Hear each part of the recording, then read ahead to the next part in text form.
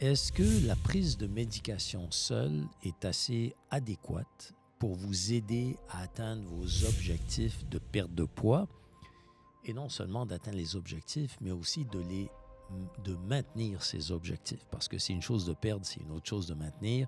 Le médicament va être très efficace, mais si on ne change pas nos habitudes de vie, dès qu'il va être arrêté, les comportements vont recommencer, les anciens comportements vont revenir, et puis l'effet va être éphémère. Je trouve que juste de prendre ces médicaments seuls, sans vraiment avoir cet encadrement complet, c'est là qu'on va vraiment avoir des limitations et des difficultés. Nous, ce qu'on leur dit, et c'est pour ça que le but de notre programme est là, c'est de changer les habitudes de vie, parce que quand nous, on cesse la médication, parce qu'on a une façon de procéder pour cesser la médication graduellement avec les patients, nos patients parviennent à maintenir le poids perdu.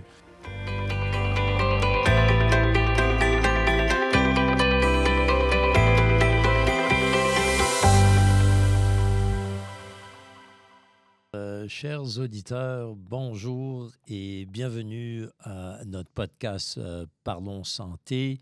Dr Albert Benaïm, médecin de famille. Je travaille ici chez Physimed à Montréal. Dr Raphaël Assayag. Et Dr Yann Azoulay. Alors, bienvenue à notre troisième podcast sur la perte de poids. Et nous venons de relâcher notre deuxième podcast, en fait, aujourd'hui, là, et le feedback a été phénoménal de nos patients. Merci beaucoup. On apprécie énormément les commentaires qui nous ont été donnés et puis aussi toutes vos suggestions. Et aujourd'hui, on a un troisième podcast très intéressant où on va décortiquer certaines choses vis-à-vis de la prise de ces médicaments dont on parle souvent, le Ozempic, le Mounjaro, le Zepbound et bien sûr le Wegovy. Alors, si vous prenez actuellement du Ozempic ou du Mounjaro, par exemple, ou si vous pensez peut-être prendre ces médicaments, et vous n'avez pas de structure autour de vous, alors la question se pose, une question importante. Est-ce que la prise de médication seule est assez adéquate pour vous aider à atteindre vos objectifs de perte de poids et non seulement d'atteindre les objectifs, mais aussi de maintenir ces objectifs? Parce que c'est une chose de perdre, c'est une autre chose de maintenir. Donc la question, c'est est-ce que c'est suffisant? Alors, j'aimerais vous entendre sur comment vous voyez ça. Pour moi, le médicament, c'est un outil qui est très intéressant, qui est très important, qui est très utile, mais ça reste un outil seulement. Et je le compare à toutes les autres méthodes de perte de poids. Si c'est temporaire, l'effet va être temporaire. S'il n'y a pas quelque chose sous-jacent, s'il n'y a pas quelque chose en dessous, on parle souvent des modifications des habitudes de vie. Si on ne fait pas ça, l'effet va être temporaire. Donc, le médicament va être très efficace, mais si on ne change pas nos habitudes de vie, dès qu'il va être arrêté, les comportements vont recommencer, les anciens comportements vont revenir, et puis l'effet va être éphémère. Je trouve que c'est même l'efficacité qui est en jeu. Comme on le sait, ces médicaments sont très populaires. Tout le monde en parle, tout le monde a entendu parler. Et je trouve que juste de prendre ces médicaments seuls, sans vraiment avoir cet encadrement complet, c'est là qu'on va vraiment avoir des limitations et des difficultés. Je vois beaucoup de patients qui ont déjà essayé, qui ont pris ou que leur médecin leur a prescrit et qui ont vu, comme on l'a dit, une petite perte de poids. Mais quand je commence à parler des résultats qu'on peut voir réellement d'une question de 3 mois, de 6 mois, dans un an, c'est un autre monde comparé à ce qu'ils ont déjà fait dans les derniers mois sous leur prescription. Mettons-nous dans le contexte. Mm-hmm. Ce qu'on voit sur le terrain, c'est qu'il y a tout le monde a entendu parler du Ozempic, du Mounjaro. C'était pas le cas il y a 3 ans et demi quand on avait commencé ce programme.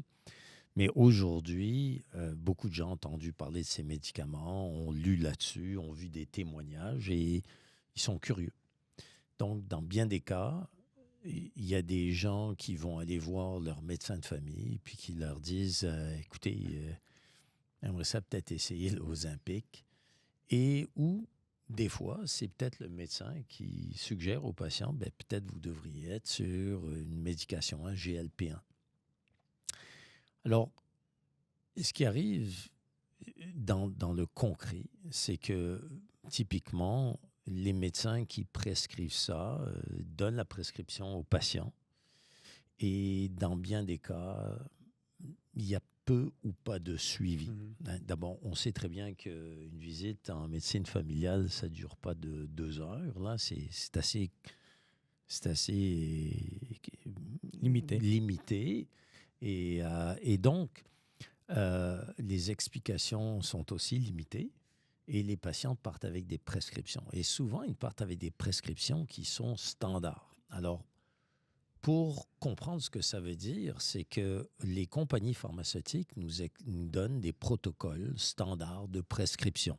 À titre d'exemple, avec Mounjaro, on commence avec 2,5 mg, puis on augmente graduellement jusqu'à 15 mg. Donc, si on donne une prescription standard à un patient qui est comme ça, ben, le patient va remplir cette prescription telle qu'elle a été prescrite. Mais nous, ce qu'on voit sur le terrain, c'est qu'il n'y a rien de standard dans cette business-là.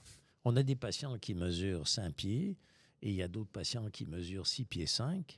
Il y a des hommes versus des femmes, des patients qui ont 30 ans, d'autres patients qui ont 70 ans. Et il n'y a rien de standard. Alors, ce qu'on fait chez nous, c'est qu'on personnalise ces prescriptions. Alors, de un problème de prescription elle-même. De deux, ce que moi, je vois, c'est ce que vous avez expliqué. C'est tantôt ce que vous avez touché un petit peu, c'est l'encadrement. Oui. Alors, parlons un peu de cet encadrement, d'avoir la prescription seule, puis de se débrouiller tout seul, versus avoir la prescription et avoir cet encadrement. Donc, j'aimerais t'entendre là-dessus, Yann. Comment tu peux expliquer ça à nos auditeurs? Je trouve que c'est pas juste cette médication-là. Comme on le sait, comme on l'explique à tous nos patients, ces médicaments vont aider à couper l'appétit, vont aider à avoir une nette diminution de l'appétit et va aider à forcer un déficit calorique. Mais si on ne fait pas assez de l'autre côté pour essayer de stabiliser ou d'éviter la perte de masse musculaire, ben on ne va pas avoir des bons résultats. On ne va pas avoir des bons résultats par rapport à la santé, par rapport, encore une fois, qu'est-ce qu'on a discuté dans les thèmes précédents, par rapport à réduire la médication. Ça ne va pas être la réalité juste. Donc, concrètement, ce que tu parles, c'est de rajouter aussi avec ça un programme d'exercice ou de l'activité physique régulière et avec une révision possiblement de l'alimentation. C'est le tout. Et je trouve que c'est ça la grande différence avec nous, juste une prescription standard, comme on l'a appelé, c'est qu'on peut prendre le temps d'aller en détail dans toutes ces choses-là. C'est pas juste une question d'activité physique, c'est pas juste une question d'alimentation et c'est certainement pas juste une question de la médication. Donc, c'est un tout. Absolument. Je trouve que...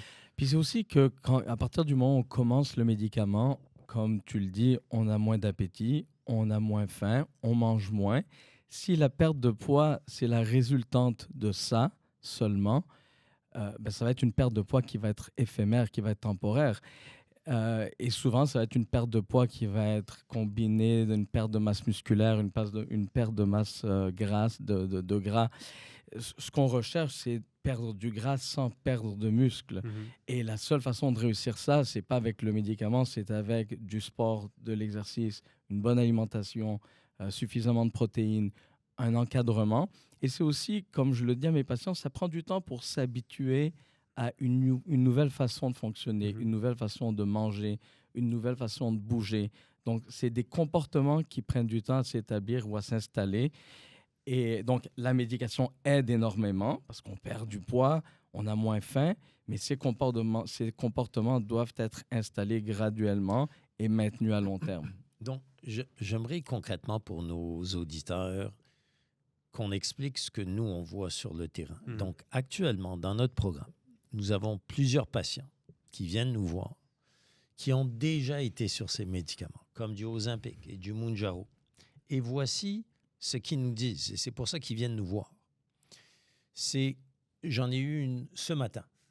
Elle est venue me voir pour une consultation et elle m'a dit qu'elle a été 6 mois sur Ozempic et elle a à peine perdu 10 livres. Elle me dit, ça ne fonctionnait pas trop, mais j'ai entendu parler de votre programme. En fait, elle a été référée par quelqu'un d'autre. Elle est venue nous voir. Ben, nous, 10 livres, là, en 6 mois, c'est pas trop ce qu'on voit sur le terrain, là. Donc, ce qui arrive, c'est que si vous prenez la médication seule sans changer vos habitudes de vie, vous n'allez pas atteindre la perte de poids maximale que vous pouvez atteindre de façon raisonnable.